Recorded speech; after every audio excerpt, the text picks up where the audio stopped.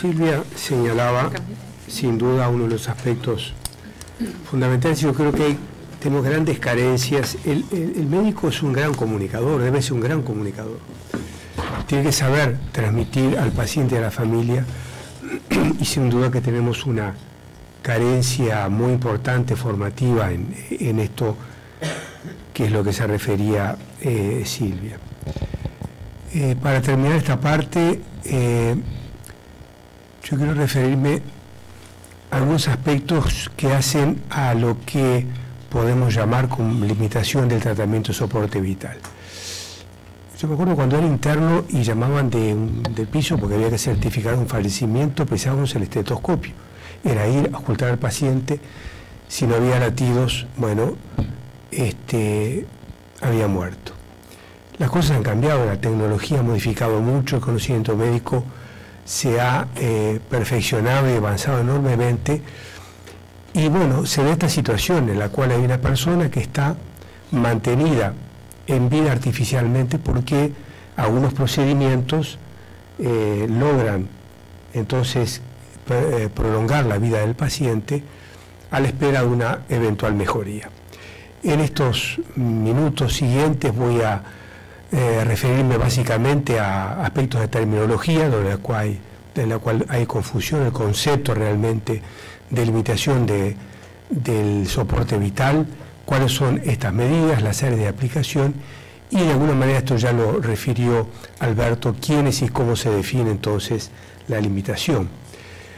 Esto se ha llamado de distinta manera, desde suspensión del tratamiento, una terminología muy inadecuada porque transmite la idea de abandono del paciente, implementación de medidas de confort o limitación del esfuerzo terapéutico o de las medidas de soporte vital, son, digamos, las formas, quizás esta última, que mejor describe esta situación, en oposición a el encarnizamiento terapéutico, el ensañamiento, la prolongación fútil de soporte vital, la obstinación terapéutica. Quizás esta última sea la manera más apropiada, quizás más neutra. Encarnizamiento, ensañamiento tiene un contenido o puede tener una lectura de intencionalidad. Y de una manera más correcta, en realidad esto se define o se puede o corresponde describirla como distanasia, que es la aplicación no justificada de tratamientos que empeoran entonces la calidad de vida de las personas. ¿Y cómo la podemos definir entonces? Como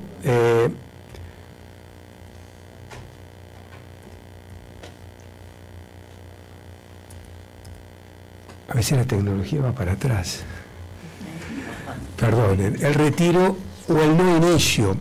Hay 3 o 4 componentes fundamentales en esta definición. Primero es el retiro o el no inicio. Es tan importante una cosa como la otra, yo lo decía recién Alberto. De la medida de soporte vital, segundo componente.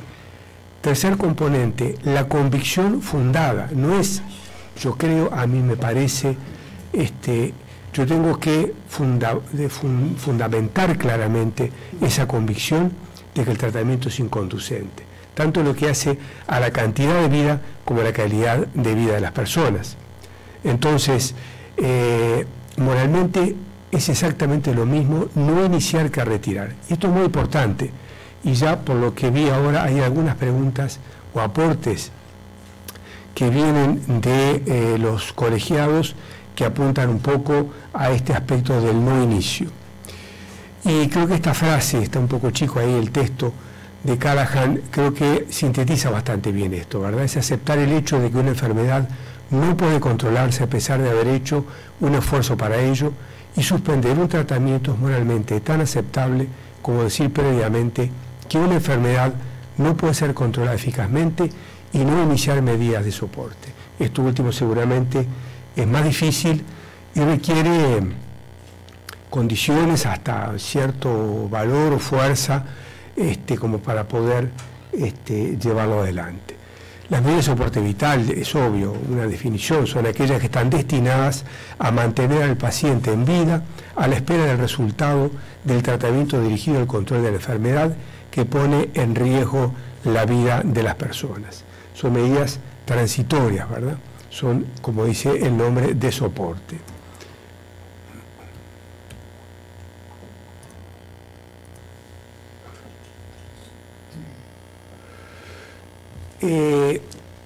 La limitación del soporte vital está sustentado en los 4 principios básicos de la bioética: el respeto a la dignidad del paciente, a la beneficencia, evitar la obstinación terapéutica, no generar daño, la justicia, evitar la futilidad, y cuando hay condiciones, cuando el paciente está en condiciones de opinar, entonces la autonomía. Si lo representáramos en una simple ecuación aritmética, la proporcionalidad del accionar médico depende del beneficio y del perjuicio. La relación entre uno y otro es lo que hace a la proporcionalidad de lo que hacemos. Y esto está contemplado en el proyecto de Código de Ética, que está lentamente caminando por los resquicios institucionales de nuestro país, y en 4 artículos está recogido justamente estos aspectos.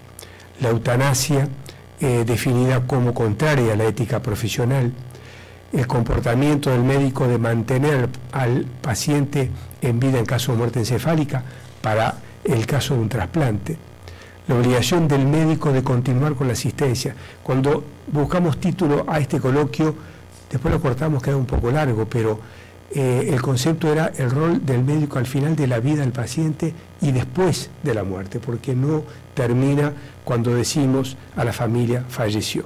Nuestra responsabilidad sigue después. Lo decía recién Silvia bien, el inicio del duelo, es decir, la aceptación de la muerte por parte de la familia, es muy importante, cómo nosotros construimos el vínculo previamente y cómo nosotros también transmitimos finalmente la mala noticia. El objetivo entonces de la limitación del tratamiento de soporte vital es lograr una buena muerte, definida como la que está libre de malestar, sufrimiento evitable a pacientes, familiares y cuidadores, de acuerdo con sus deseos y con los estándares clínicos, culturales y éticos. Me parece que es una buena definición de este autor la que está puesta allí. Y la otra cosa que me gustó mucho de Sanz es esta definición de futilidad. No es fácil, decía Alberto, y realmente no es fácil definirla. Él la define con las 5 I. Innecesario, el objetivo deseado se puede obtener con medios más sencillos. Inútil, cuando el enfermo la situación está demasiado avanzada para responder al tratamiento. Inseguro, porque sus complicaciones sobrepasan el posible beneficio. Inclemente, por la calidad de vida que se ofrece, no es lo suficientemente buena para justificar la intervención, e insensato porque consume recursos que bien podrían destinarse a otra finalidad. Y creo que no está de más repasar 3 definiciones, 3 situaciones que están muy vinculadas a esto. La eutanasia tiene un componente de intencionalidad en cuanto al fin de la vida. Es el accionar del médico que de manera intencionada acelera el fin de la vida. Esto, por más que naturalmente está basado en la compasión y en valores que pueden ser altruistas, éticamente es reprochable. La ortoeutanasia es permitir el proceso natural de la muerte, pero otorgarle condiciones que sean más tolerables para el paciente y para la familia. Y la distanasia es lo que referíamos previamente como obstinación terapéutica, es una prolongación innecesaria del sufrimiento de una persona que ya tiene su situación definida y porque las razones que sean se van prolongando entonces esa situación de forma dolorosa para el paciente y para la familia. Y hay un autor que describe, me pareció también muy útil de traerlo aquí, por qué se puede dar la obstinación terapéutica. Una de ellas es el convencimiento acrítico de algunos médicos de que la vida biológica es un bien por el cual se debe luchar. Aquello de que la esperanza es lo último que se pierde, que hay que luchar hasta el final, y en eso muchas veces logra el acompañamiento de la familia. La familia, ¿cómo no va a decir esto? Pero ahí hay una responsabilidad del médico de tener un juicio crítico suficientemente desarrollado como para evitar caer en esta desviación. Otras veces, porque la adopción de medidas terapéuticas contemplan aspectos científicos. Estamos de repente un poco cegados por la situación, el componente científico de la situación, entonces la prolongamos porque eso puede tener tal o cual interés o valor científico que nos alejan de nuestro vínculo humano con esa persona.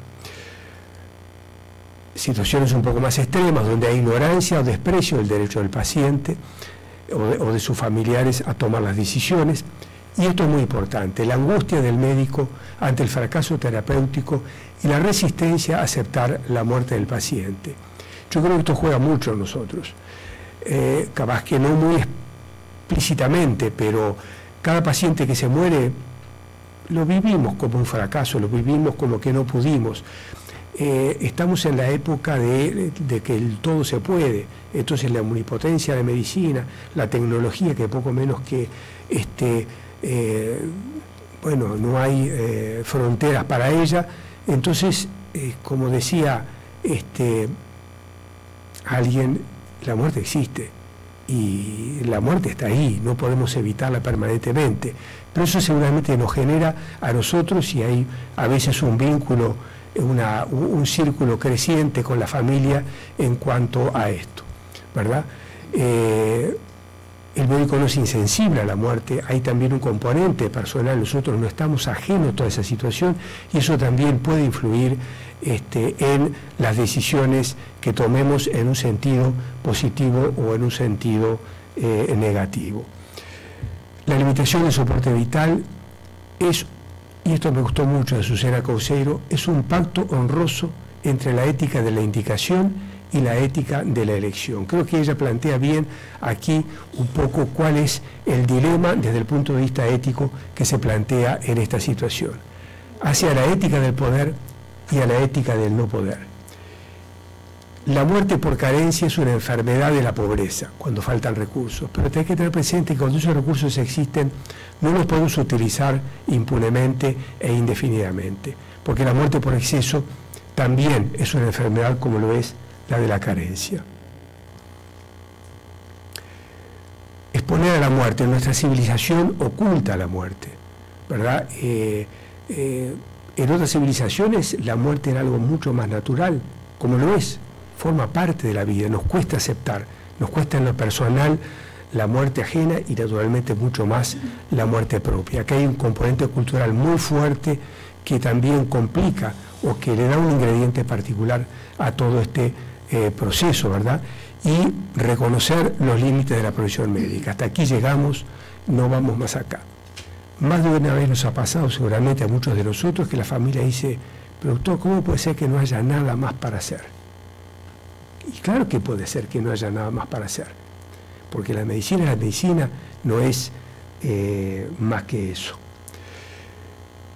También tiene este componente de vencer el sentimiento de fracaso, reconocer que no somos omnipotentes, implica vencer presiones internas y externas, internas de nuestras propias convicciones, las emociones, el vínculo a veces que establecemos con el paciente o con la familia, la autoestima, es un fracaso, se murió el paciente, fracasé, el sentimiento de culpa o la presión de la familia que viene por afuera, de los colegas y naturalmente en este momento en esta época de las demandas, el riesgo también de consecuencias legales que pueda tener y a veces uno puede modificar la decisión que debería tomar también por estar pensando en el riesgo entonces potencial legal que pueda haber.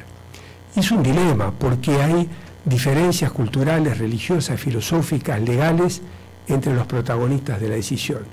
Y los protagonistas de la decisión son el paciente cuando tiene autonomía, la familia, nuestros colegas y otros profesionales de la salud y las propias instituciones en donde actuamos.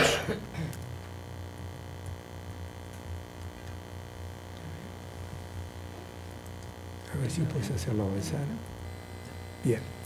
Entonces, para terminar, y esto ya lo refirió muy bien Alberto, entonces es una decisión fundada, registrada en la historia clínica del paciente y basada en la condición demostrable de irreversibilidad y o desproporción terapéutica. Tiene que estar claramente escrito los objetivos que se buscan. Cuando pongo un paciente en limitación del tratamiento de soporte vital, cuáles son los objetivos que se busca con esa decisión y los medios para conseguirlo. Es la misma responsabilidad de poner una indicación de un tratamiento activo también hay que ponerlo en esta etapa. La comunicación con el paciente y la familia, quién lo comunica, cómo, el tiempo que le dedicamos, el ambiente. Muchas veces no contamos con un espacio físico apropiado para comunicar esto. Todo eso es absolutamente fundamental y forma parte entonces de este asunto. En el caso particular de los pacientes en ventilación mecánica se plantea la forma de determinar si la extubación terminal o el destete. Es muy importante el retiro de alarmas y monitores y cambiar el contexto del paciente crítico en un ambiente ruidoso de alarmas, de equipos, de aparatos que están funcionando, de luces fuertes. Cuando se toma esta decisión hay que cambiarlo y ponerlo apropiado para la presencia de la familia, que si ella quiere tiene que estar de manera permanente al lado del paciente, en un ambiente tranquilo, silencioso, respetuoso de la situación que está viviendo la familia con su ser querido. Y naturalmente, el médico no abandona, ¿verdad?, al paciente, controla y evalúa el procedimiento hasta el fin de la vida. Muchas gracias. Bueno, Lourdes va a leer otra historia para tenerla un poco, ir pensándola, y Álvaro finalmente se va a referir entonces, después de que Lourdes nos lea la historia, a el marco legal que existe en este momento en el país. Elegimos para